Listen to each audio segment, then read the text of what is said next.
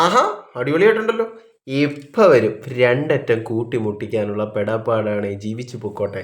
ഈ രണ്ടറ്റം കൂട്ടിമുട്ടിക്കാൻ പോകുന്നവർക്ക് ഈ 2 രൂപ നാണയത്തിനോട് 1 രൂപ നാണയത്തിനോട് പുച്ഛമാണ്, വെറും പുച്ഛം. ഈ ബസ് ലവേഴ്സിനൊന്നും കളിയാക്കുന്നില്ല. കാരണം ചില വണ്ടികളിലേക്ക് കയറി കഴിഞ്ഞാൽ അവരുടെ കയ്യിൽ നിന്ന് പൈസ വാങ്ങിച്ച് കുട്ടികൾ യാത്ര ചെയ്യുന്ന കണക്കാണ്.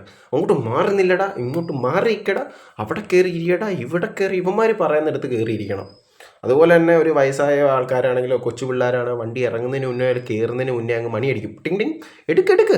അവർക്ക് അവരുടെ ഓട്ടം തയ്ക്കണം. എന്നാൽ ഇവരൊക്കെ റോഡിൽ വീണ് എന്തെങ്കിലും പറ്റിക്കഴിഞ്ഞ് ഇവരൊക്കെ സമാധാനം പറയാം ഇല്ല. കാരണം പുച്ഛം അത് തന്നെ. 2 രൂപയോടും 3 രൂപയോടൊക്കെ പുച്ഛം. ഞങ്ങൾക്ക് ഇതൊന്നും തികയത്തില്ല. വലിയ ആൾക്കാരോട് പറഞ്ഞാൽ പിന്നെയും കുഴപ്പമില്ല. ഈ ചെറിയ കുട്ടികളോട് ഈ കാണിക്കുന്നൊന്നും അത്ര ശരിയല്ല. ഇതിനോട് യോജിക്കാനും പറ്റത്തില്ല. ഇത്രേ പറയാനുള്ളൂ. അപ്പം ശരിയെന്നാ.